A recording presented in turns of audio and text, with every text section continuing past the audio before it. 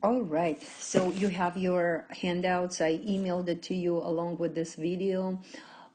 Please take good notes as you watch my video, all right? So you can see in your first box it says intermediate value theorem, and usually I just call it IVT, and you can actually use these three letters on your AP exam when you want to refer to this theorem, so you can always say by the IVT and so on. So this is how it works.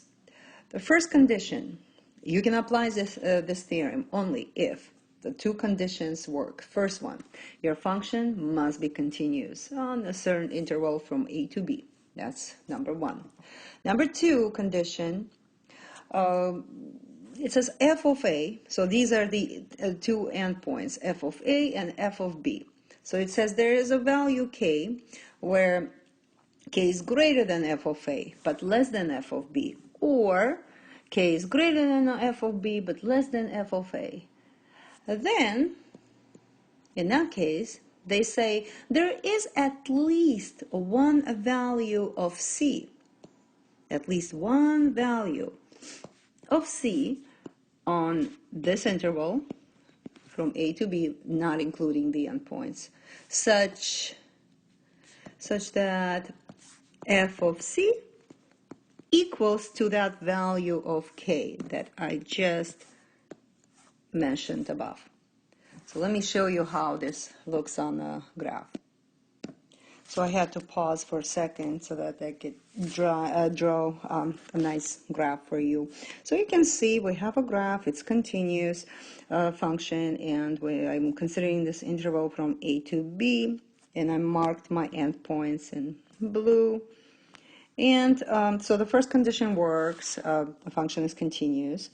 The second condition, it says there's a value of k. See, I marked it in red on the y-axis. And it's between f of b and f of a. But you can have f of a on the top, f of b on the bottom. And then you can always find a value of c, at least one value of c between a and b on the x-axis, of course, where the f of c equals to k. Well, that makes sense, right? I hope so. I'm just going to put here f of c is the same as this little guy, k value. Okay, we're going to try to apply these theorems to different problems. But this is our first theorem. Now let's move on to the next one. I hope this one makes a sense. Number two theorem, and it says, this one I used, what color did I use? Red. Okay. Extreme value. Extreme, sounds so dramatic. Extreme value theorem. All right. Again, the first condition, you can apply this theorem only if your function is continuous. Okay, on some kind of interval A to B. Then we say there must be an absolute maximum and absolute minimum on the interval A to B. So let me write it down. So the function is continuous. Then there must be, and I'm going to explain what the absolute maximum, minimum means. An absolute maximum and absolute minimum on this interval. And by the way, notice I included the A, and B. These absolute, we call them extrema, they can occur at x equals a, as I said. You can consider the endpoints x equals b, or it can occur at any, let's say, any critical value of your function f of x on this interval. Now let me explain something here. So let's say I have this kind of graph, and it's the function is continuous. You know what, let me just, I'm going to pause and I'm going to erase this graph and draw a different one on the new page. All right, so here's my continuous function, and I'm considering this certain interval from A to B, and please notice I actually close these two. I actually filled in these two circles. Now, because we do want to include the endpoints in this case. Now, absolute maximum, absolute minimum, or we call them absolute extrema. So, look at this point. When x is b, you see the value of x, the value of y. And let me put f of b. In this case, the y value, when x equals to b, is the largest value. Agreed? Now, that's the highest point. Now, what's the minimum value? Not x equals a, I mean f of a.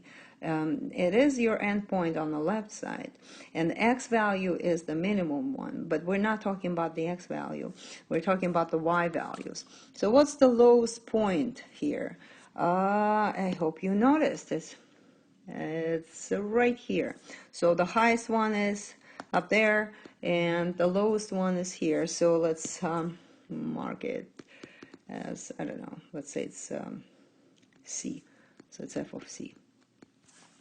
And on the top you have f of b. So this point, when x equals to b, we call it absolute maximum. Well, the absolute maximum occurred in this case on this interval at this endpoint when x equals to b. Now, the absolute minimum, I call it f of c here. Well, I don't have any certain values, but in this case occurs when x equals to c, and that's your lowest point. Okay.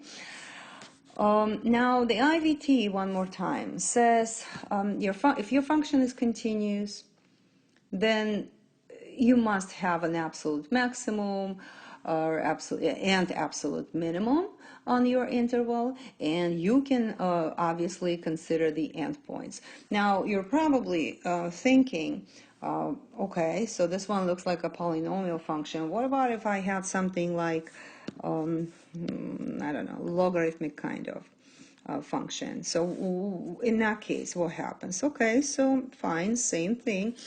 Let's say I have my a value endpoint here, and my b value, the endpoint is there. So you can see your function is continuous on this interval. Now the highest point, the highest value, would be f of b. And your lowest value, lowest number here, look at this, it's f of a. So even though I don't have any, you know, critical extreme in this case, but still I have an absolute maximum and absolute minimum, right? And my function is continuous. So that means in this case I can actually you know, apply my extreme value theorem. Now let's move on. Number 3, the box number 3. And this is ROLLE'S theorem. We don't put RT. Normally we actually say the whole expression. So we say ROLLE'S theorem. I like this theorem. It's so helpful. And it really makes sense. Again, f of x, the first condition, has to be continuous on, and notice I included the endpoints. Second condition, f of x has to be differentiable. That's very important. Did you notice I didn't mention that previously, but in this case it has to be also differentiable on not including the endpoints, because your function cannot be, it's not differentiable at the endpoint. Okay, so, and one more condition. If, okay, so you take one endpoint and you say f of a, take the second point, find the y value, and you say f of b. If they're exactly the same, the value of f of a equals to f of b, then we say there is guaranteed a value of c. So there is a value, some kind of value of c on, not including the endpoints, on your interval from a, between a and b, such that f prime of c equals to 0. Well, it is actually very simple. Look at this. I don't need to use a different page. So let's say I have this kind of graph, something like this. Let me actually extend it. Polynomial. Now I want to consider a certain interval. So let's say this is my x value a, and this is my x value b. Now please notice, well, this graph is not perfect, but please notice that f of a in this case is the same as f of b, right? The y values are the same. Now, according to this theorem, we say if the function is continuous, we have that, and it is differentiable, we have that, and f of a equals to f of b, and we have that, then we're supposed to have some kind of value of c between a and b, where the derivative of that equals to 0. When does that happen? That happens when your derivative equals to 0 at a certain x value, when you get the maximum or minimum point, right? When your relative maximum occurs, then the tangent line, the slope of the tangent line equals to 0. When you get the relative maximum, the tangent line, of course, the slope of that line equals to 0. So in this case, I'm sure you can see where that guy is, that little c. It's right here. So if I draw a tangent line that touches my graph at this point, so what's the slope of this tangent line? It's 0, right? So then f prime of c means f prime of c equals to 0. So let me just write it down. So it is so simple, and I don't think you really need that much explanation here, and I'm sure this makes perfect sense. But if you don't understand, please pause and WhatsApp me immediately. So I guess we can move on. All right. Next theorem. It says mean value theorem, and we call it, we're allowed to use MVT. The 3 letters, mean value theorem. Now, the first condition, your function has to be continuous. Oh my God, what else is new? Continuous. On this interval, including a and b. Your function f of x must be differentiable.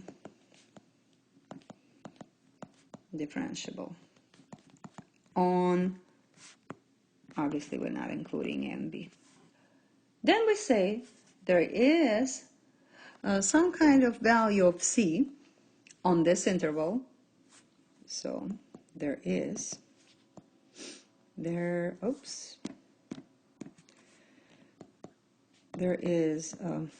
value of c on, don't include the endpoints, on this interval, such that, all right, f prime of c, So the derivative of your function at this value of c is the same as, what does this remind you of? Do you recognize this expression? This one right here? I'm sure you said probably, or you had this thought. Oh, it's the slope. Slope of the secant line, right? So let's see how this works graphically. I'm going to use this same page. So let's say I have my function f of x, and it is continuous. So looks something like this. And I have the two x values, a and b. So let's say one is here, and that's my a, and b is up there, x equals b is here. Now, it's continuous, it is obviously differentiable on this interval, and then we say there is some kind of value of c, so between a and b. You know what, I'm gonna, it's not easy. Okay, so let's say it's somewhere here. Okay, that's your value of c. Now, the derivative of this function at c, what does it mean? It means the slope of the tangent line at this point, right? At x equals c. So, you know what, before I continue, let me draw this line. The tangent line that touches my function at this point. But now it says this derivative your function at x equals c, or in other words, the slope of this particular tangent line, is equivalent to this slope right here. How do you find it? The value of this expression. So it's f of a minus f of b. Remember y2 minus y1 over x2 minus x1. So we're basically considering these two endpoints. So the slope of this line, by the way, we call it secant line. And let me draw that line. So you can find the slope of this line, secant line, by using the endpoints on your graph, and then you can say that the value of this slope is equivalent to the value of the derivative of my function at this point x equals c. By the way, these two equal to each other when your lines are parallel, right? So you can always find somewhere between a and b a point x equals c where your tangent is now parallel to the secant line. So I hope this makes sense. And now let's practice. So next page, do you see that table? I'm just gonna pause for a second because I do want to copy this table. All right, so I'm done. And here's my table. You have it in front of you. You don't have to copy it. Let's see what they give us here. So it says the rate at which water flows out of a pipe. And by the way, I underlined, when I read this problem, I underlined gallons per hour. That's important, units. And what does it mean, gallons per hour? What kind of parameter is this? The rate, correct? So it's given by a differentiable function r of t. And the table, this table shows us the rate. So we have rate versus time. And it says every 3 hours for a 24-hour period. Part A, it says estimate the value of r prime of 5. So we need to find the rate in gallons per hour when time t equals to 5 hours. Okay, and then they want us to indicate correct units and then explain what that means. Okay. So now we all know, since we don't have a function, so we can't really find a derivative and then plug in the value of 5, we only have this table, then we know in order to find the derivative, we can just simply find the slope of the secant line. Now, in this case, by the way, I don't want to use equal sign, so it's approximately. So t equals 5. Where is it? 5. I don't have it. But t equals 5 is somewhere between these two values, 3 and 6, correct? So we can use those endpoints to find the derivative of this function at 5. Okay, so we're going to do y2 minus y1. So I'm going to do 10.8 minus 10.4 over 6 minus 3. And calculator.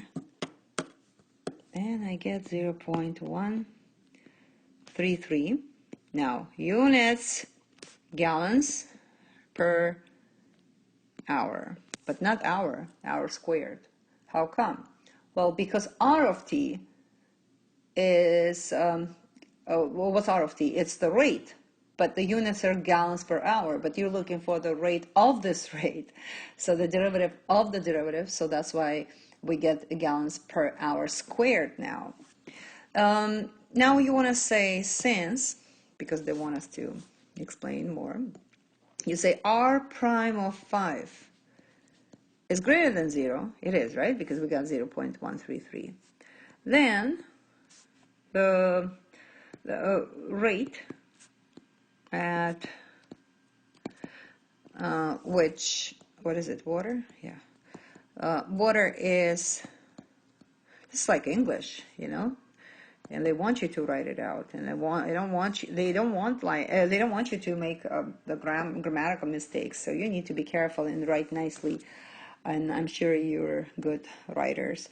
Flowing out of the pipe, right, is, now since the derivative is greater than 0, then we know that this rate is increasing, right? We know when the derivative is positive, increasing, then the function is increasing, and the function in this case is R of t, increasing at t equals 5. No, I don't want to use hours. T equals 5. That's enough. Okay. Part B. You can always pause, and if you want to digest it or take additional notes, and then continue. It says, using correct units of measure, find the average rate of change of R of t from, now it says t equals 3 and t equals 18. Now, average rate of change, the slope, right? I hope that's the only thing that comes to your mind right now. So we're going to say average, and they want you to write that. It's very important. Rate of change, just write it out, equals, now show your work. How do we find the slope? Now we're considering the x values, well, t values, the endpoints, 3 and 18. Now I'm going to go back and see my table. 3 is right here. 18 is right there. So the y2 minus y1. Oh, but you know what? I need to write it. First I need to express it in this form. R of 18. And if you don't do that, you're going to lose a point, or maybe half, but still, it matters, right? So please show your work. 18 minus 3. And then you're just going to, you have your table in front of you, right? And I have it on the computer in front of me, so I'm going to just, I don't want to jump from one page to another. So R of 18, 10.7. R of 3, 10.4 over 3 t minus 3. And the result is, you can verify with your calculator, 0.02. Now units. We found the rate of change, and the function is of R of 3, of R of t, and R of t is the rate, so you're looking for a rate of rate, so that means we're using the same units, gallons per hour squared. Part C. It says, is there some time t between 0 and 24 hours? where R of t equals to 0. And this is justify your answer. Well, we're going to talk about one of these the theorems. Remember, one of them said something like f prime of c equals to 0. You can actually pause and find that theorem. But pretty soon you'll be able to tell right away that in this case, we're going to apply the Rolle's theorem. So this is how you need to say it. So you need to say since R of t is, well, it's continuous and differentiable. Well, if it's differentiable, of course it's continuous. So it's differentiable on this interval, include the endpoints. And you want to say the second condition, we're talking about these two values of t. So you say R of 0 equals to R of 24 and equals to 9.6. How come? Where did I get it from? Oh, well, look at this table. What's R of 0? R of 0 is 9.6. What's R of 24? It's also 9.6. So, and that's right here. So then you say, therefore, by the Rolle's theorem, you say there is value of t on this interval such that, I don't have enough space here, but put such that, or when r prime of t equals to 0. And that's your Rolle's theorem. And we just applied one of those theorems. That's awesome. All right, now let's move on. Next page. It says the total order and transportation cost C of x, so okay, we're talking about this function C of x, measured, okay, I'm going to underline, in dollars, that's your amount, right, of bottles of Pepsi Cola is approximated by the function. So they give us this function C of x, and it says 10,000 1 over x plus x over x plus 3. Okay. Where x is the order, size, and number of bottles, that's your x, in hundreds. And answer the following questions. Okay. Question A. Is there guaranteed a value of r on this interval from 0 to 3? They're including the endpoints, such that the average rate of change, I'm actually underlining this expression, average rate of change, because I actually want to get my own attention here. Average rate of change of cost is equal to C prime of R, and give a reason for your answer. So one more time. They're asking us if there is such value of r on this interval where such that the average rate of change is equal to C prime of r. C prime of r. An average rate of change would be the slope of the secant line, right? But what endpoints are we considering? 0 and 3. So what function are we talking about? C of x. So I'm just going to write it out. C of 3 minus C of 0 over 3 minus 0. So they're basically telling us, asking us, is this possible? Do you think this works? Well, you want to say, first of all, since C of x, by the way, you notice that it's the function is undefined at x equals 0 and x equals negative 3. But we're not talking about x equals negative 3 because this is our interval 0 to 3. So very important fact. So you say since C of x is undefined at x equals 0, then C of x is not continuous on this interval from 0 to 3, because 0 cannot be included. Now, but the given interval is this right here, so they did include the x equals 0, but the function is not continuous. Now you say, therefore, you say the MVT theorem does not guarantee value of R on this interval such that C prime of R equals C. So it's not possible. And one more time, how come it's not possible? Average rate of change, you use that to find C prime of R when you want to apply the mean value theorem. But we cannot apply this mean value theorem because on this interval the function is not completely continuous. Because if you look at your main equation of C of x, you notice that the function is not continuous at x equals -3. Well, that's out of range. Or x equals to 0. So we cannot apply this theorem. We cannot use this formula at all because at C of 0, your function is undefined. Is that clear? I hope so.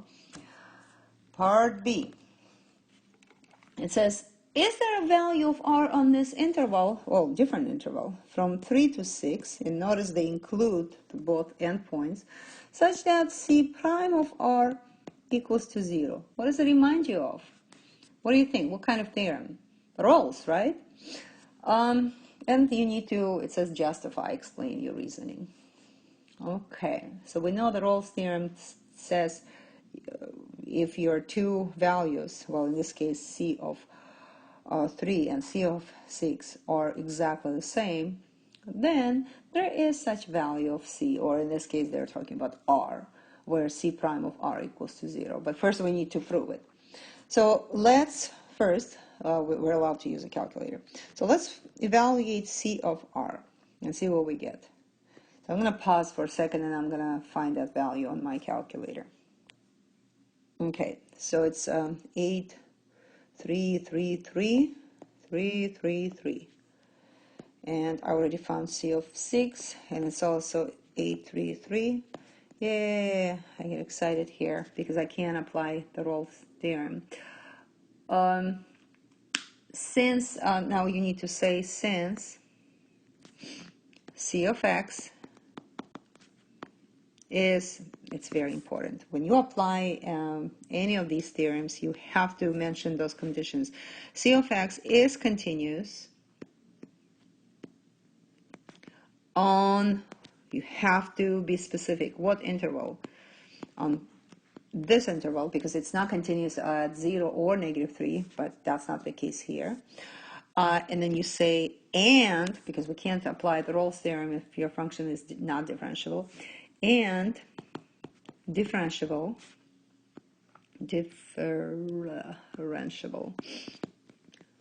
on, you don't want to include the endpoints when you talk about differentiability, and C of 3 equals C of 6 and equals 8,333. Oh, yeah.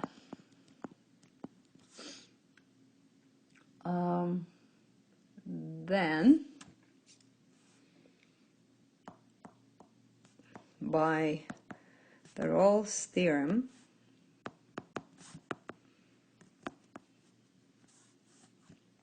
you can say that there is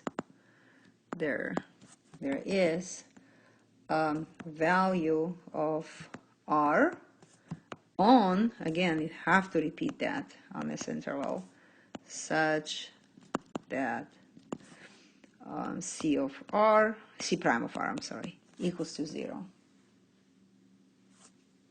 Part C, and it says You are considering this interval now between 3 and 9, including the endpoints, and it says, what's the greatest cost for order and transportation? Greatest. So I'm thinking, why don't we find the value of our function c of x at x equals 3 first? And we already found it before, so it's that. And let's find out what happens at c of 9. And I actually did it when I paused. So that's what we have. Okay, and there's one more thing I want to mention. You know, when your function, I'm just making it up. That's it. It's you can't refer this graph to you know, our function of c of x. But let's say we have something like this. Okay, so the maximum value. Okay, this is A, this is B. So the maximum value is not the value of x equals b, right, at x equals b. It's this, the relative maximum point. And then here, the minimum point is not the relative minimum, but it's this endpoint, x equals a. So in order to apply one of those theorems, you need to consider, you need to consider the absolute maximum, absolute minimum values of your function, and you need to consider the critical points. So we need to consider the relative maximum, relative minimum. So in this case, C of 3, in our case, we got the values of the two endpoints, 3 and 9. So we got one is right here, second one is here, but I can't say C of 9 is the greatest value, not yet. So what about the relative maximum? We're looking for the greatest cost, right? So we need to find the relative maximum. So what about if you know, the situation is situation resembles this one? So how do we find the relative maximum minimum? We find the derivative set equals to 0, right? So we're allowed to use our calculator. So the function is given, c of x. It's in front of you on your paper. So you can actually, on your calculator, what you can do in line y1, you can just grab the derivative. So math 8. And then enter your function, and the function is, enter the entire function, and it's 10,000 1 over x plus x over x plus 3, and you get that line and put x equals x. So graph it, play with your window. Well, in this case, we are considering this interval from 3 to 9, so I would, set my window for x minimum, I would put 3, x maximum, I would put 9, and then see how you want to adjust your y values, so the y maximum, y minimum, until you can actually, you want to see your graph. Now, the thing is, I don't really care how far, up your derivative graph goes or down, because when you try to solve c prime of x equals to 0, basically when you graph, the derivative, you just want to know where, between 3 and 9, you just want to see what your x-intercepts are, right? So that tells you where your derivative equals to 0. So you graph your equation, and then do second trace 0 option and find the left bound, right bound. I don't have to tell you, you're good at it. Find your x-intercepts. I just did it, and I got, where is it?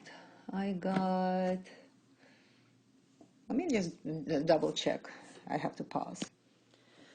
All right, so I finally got it, and the x-intercept here is x equals 4.098. Now back to our question. So we noticed that C of 3 equals 833 3, C of 9, 8, 6, 1, 1. Now the x value where your derivative equals to 4, equals to 0 is 4.098, but that's just the x value. So we need to find a y value, and then we're going to see which one is the greatest one. So therefore, C of 4.098 equals, and you need to use your calculator, so I have to pause again. Okay, I got 8213672. All right, let's see. The first value at the endpoints, y value, is this. Second one is this, and the last one where we got that maximum, relative maximum, is the 8213. Now, which one is the greatest? Because they're looking for the greatest cost. C of 9, correct? This is the greatest value, and that happens at t equals 9. Now we need to write it, explain it. So you say not explain, but you just need to write your answer completely. So you say the cost, because you already explained, you showed your work. The cost is greatest on this interval when x equals 9, and your explanation is here on this page. And next question: a car company introduces a new car for which the number of cars sold, so that's the amount, number of cars, total amount, S, is modeled by the function. So we have this main function, and that represents total number of cars, and the equation is given, where t is the time in months, so don't forget that.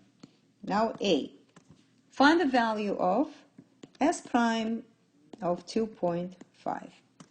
Well, that's easy. You just take your calculator and you do math 8, enter your equation of S of t, but where it says x equals, after that line, vertical line, you just put the value of 2.5.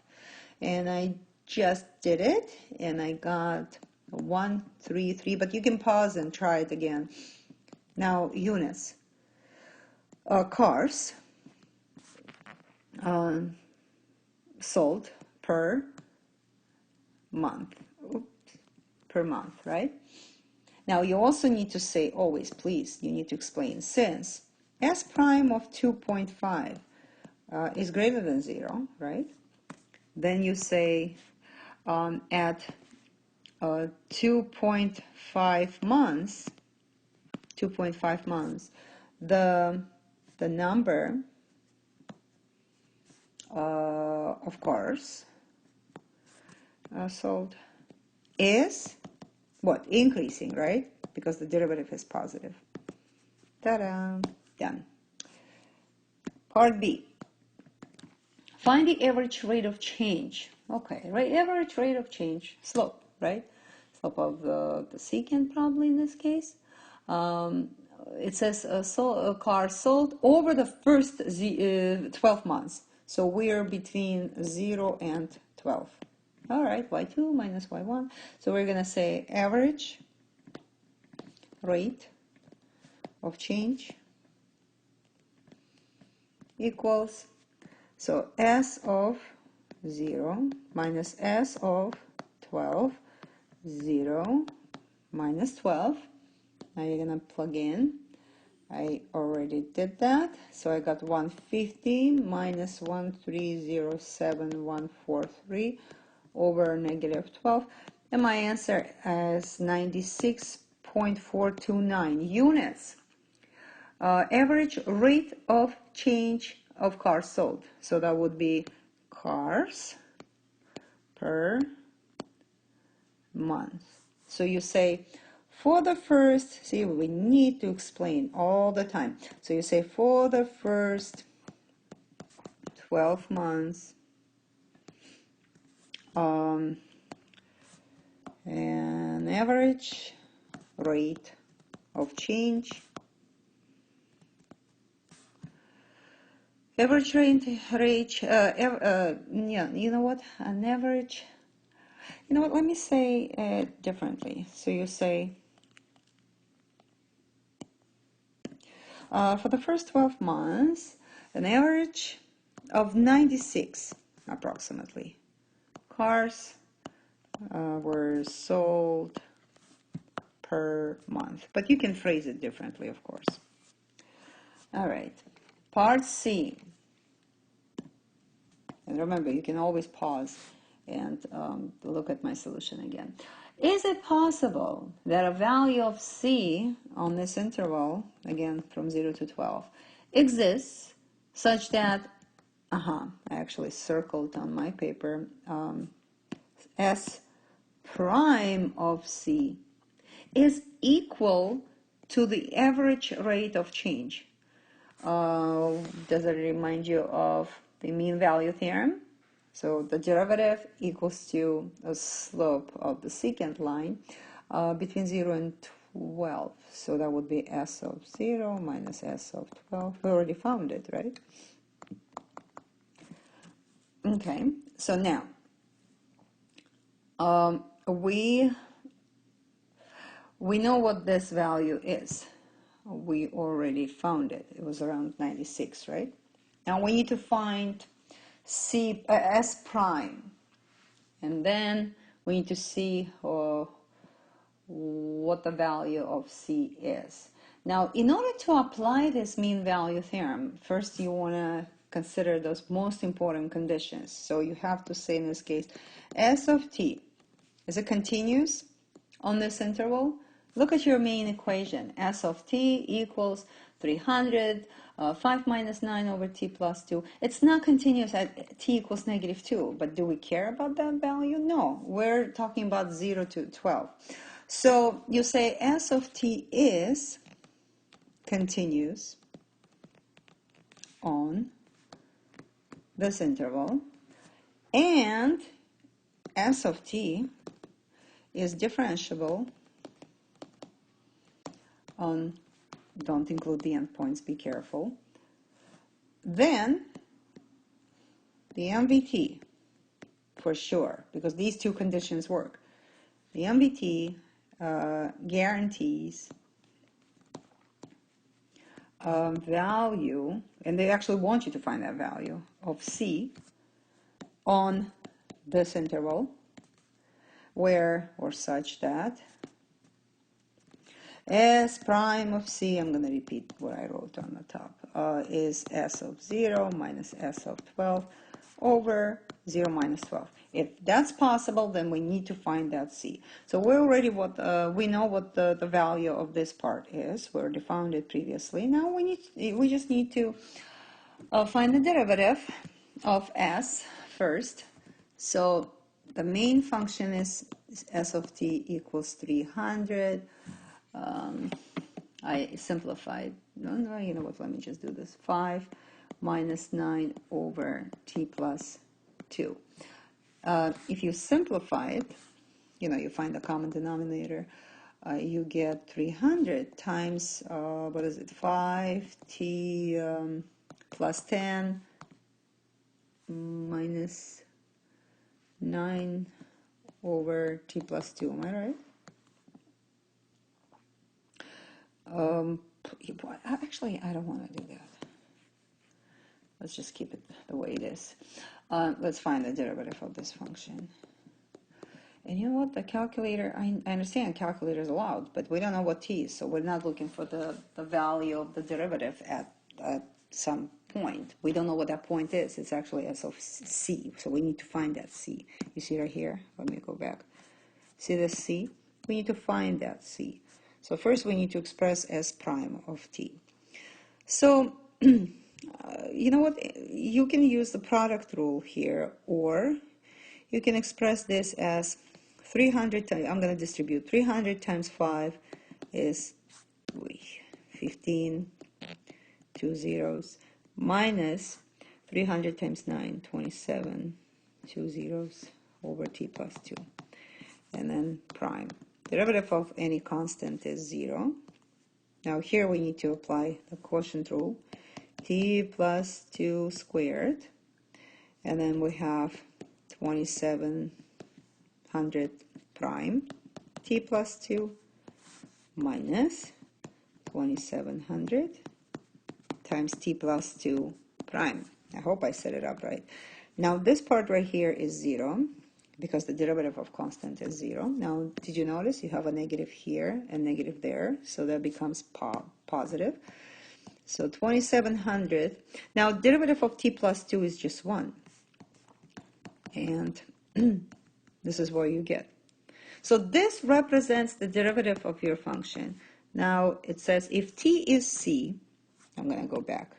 If you replace t with c, so you get s prime of c. So basically I'm just going to do 20 s of c, s prime of c, is the same as 2700 over c plus 2 squared equals, now it says the slope of the secant line, but we found it previously. We got 96 right here, 96.429.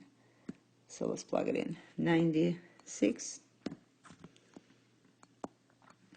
96. Shh, stop. Sorry, my crazy dogs. 96.429. And now we just need to find C. That's what they want us to do. So we get 20. You can use your calculator here. Times that. So you can, you know what you can do? You can graph in line y1, you can graph 2700, line y2, you can graph that and find the point of intersection. Or move 2700 to the other side, make it negative, equals to 0, and then just look for the x-intercepts. I've done it, and I got positive and negative, but we consider only positive values. So that value of C, not T, equals to 3.292. But what is C? C is T. What is T? Months. So it's approximately 3.292 months. And we have one more, and that's it. We're done. But you know what? I'm looking at this problem right now. It's actually pretty easy. A is simple. You know how to do it. B is also simple.